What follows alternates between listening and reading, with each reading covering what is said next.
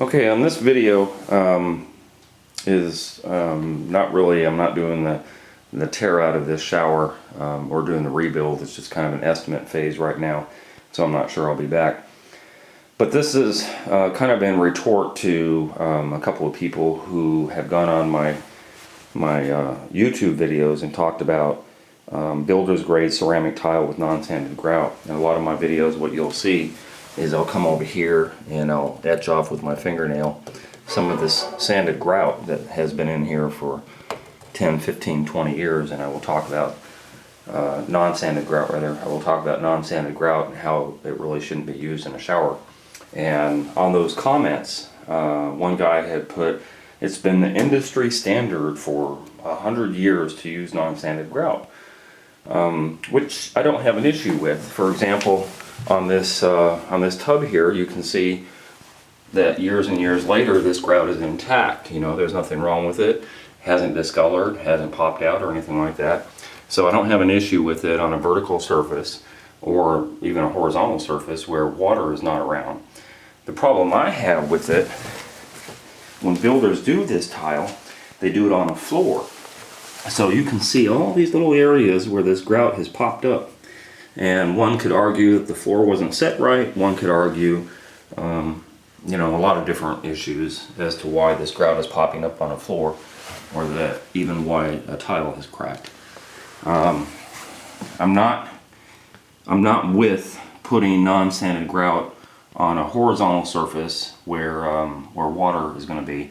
I'm not even really good with putting it on a vertical surface where water is going to be, but I can almost accept that, whereas I can't accept this.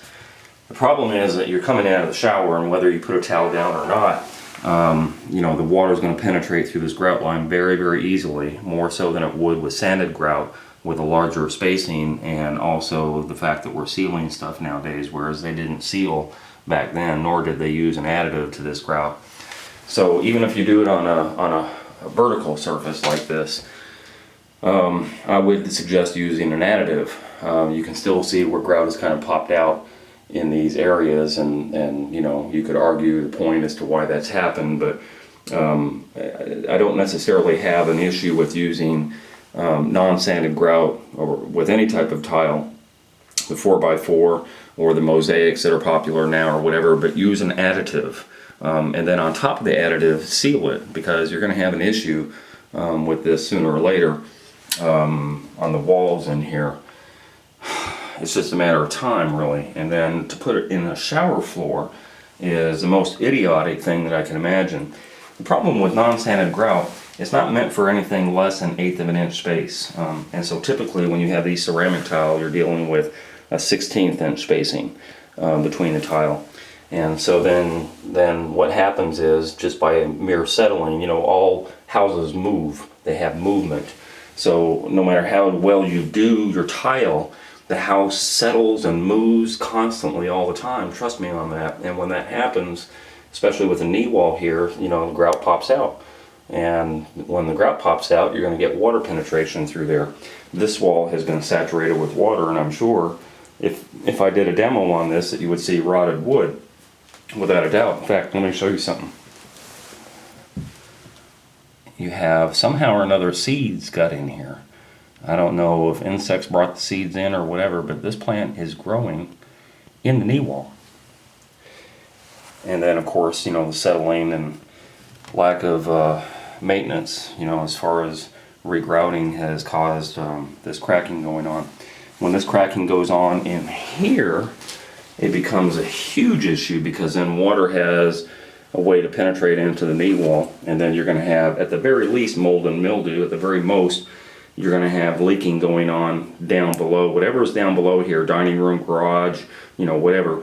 People will look at the leak and they'll say, oh, my shower pan has failed. No, your shower pan has not failed. Your knee wall has failed. Or, you know, areas around inside here, in the corners and stuff like that, has failed.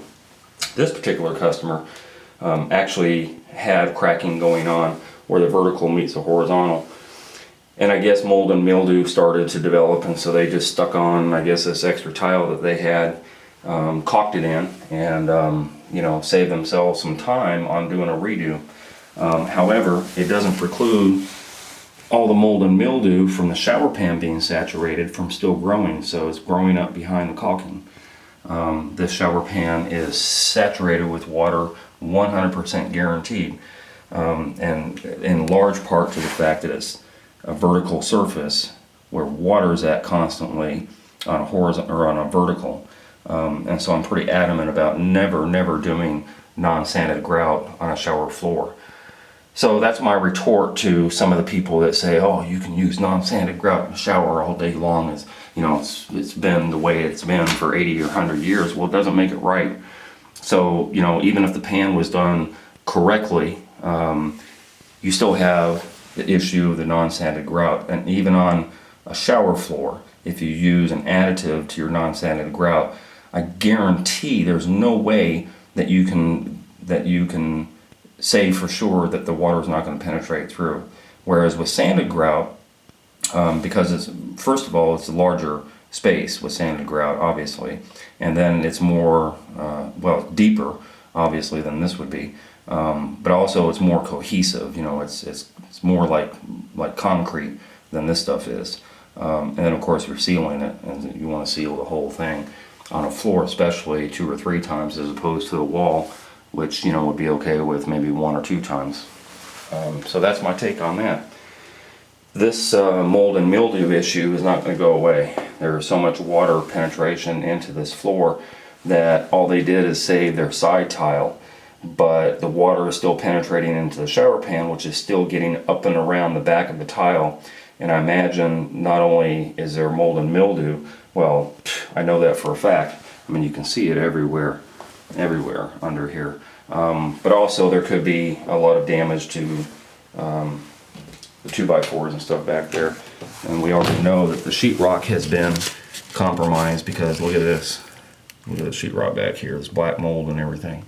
And that's coming through the back wall of the shower and saturating the sheetrock and just ruining everything.